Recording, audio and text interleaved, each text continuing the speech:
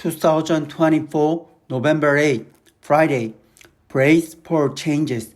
Trump's second term expected to have sweeping impact on South Korea, as Donald Trump has won the high-stakes U.S. presidential election.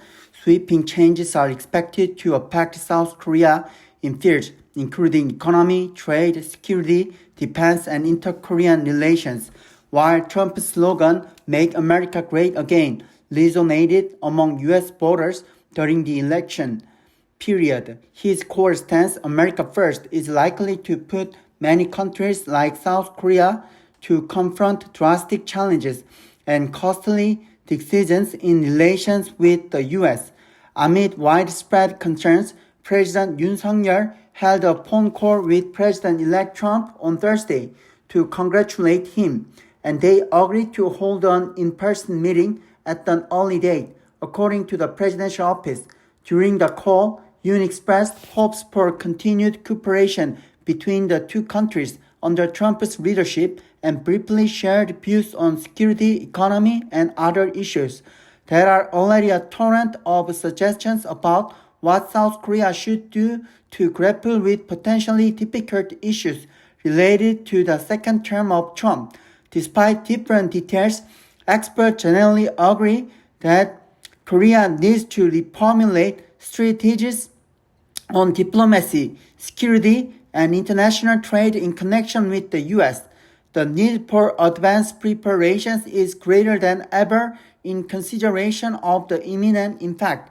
Some experts even floated the idea that the Yoon administration has to tap into the pool of former public officials who had been in charge of negotiations over security and trade during the first term of Trump to set up a new group better suited for the America First policies. First and foremost, once Trump officially makes his way to the White House, he is widely expected to push Korea, a nation that he described as a money machine, to pay far more for the defense cost sharing scheme.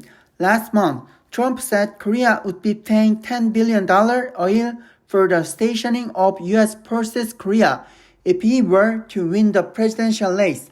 Now that Trump has won the election, he could demand renegotiation of a recent defense cost sharing deal between Seoul and Washington, under which Seoul pledged to pay 1.52 trillion won, $1.08 billion in 2026.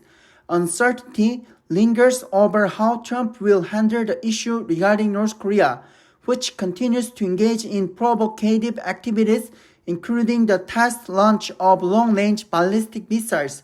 One probable scenario is that Trump resorts to his personal diplomacy with North Korean leader Kim Jong-un, but there is a possibility that Trump will not give a high priority on the North, at least in the early stage of his second term. Another change that Trump will bring about involves the economy and trade. Already the South Korean currency tumbled against the US dollar Wednesday on the news that Trump won the re-election bid, signaling a significant change that export-oriented companies will face. Experts forecast the value of the Korean currency to weaken further in the coming months as the trade relations between South Korea and the U.S. could undergo a wave of changes. Last month, Trump vowed to impose a minimum 10% and up to 20% tariff on all imported goods and raise tariffs on imports from China to as high as 60%. For the export-driven South Korean economy, such protectionist policies can translate into higher uncertainties in trade policy and market volatility. Finance Minister Choi Sang-mok on Thursday said a second Donald Trump presidency is expected to have a considerable impact on the South Korean economy. He said the government would devise swift responses to major policy changes and market turbulence. Given the gravity of the forthcoming changes, South Korea must set up more proactive policy measures to address the thorny challenges that Trump will bring about.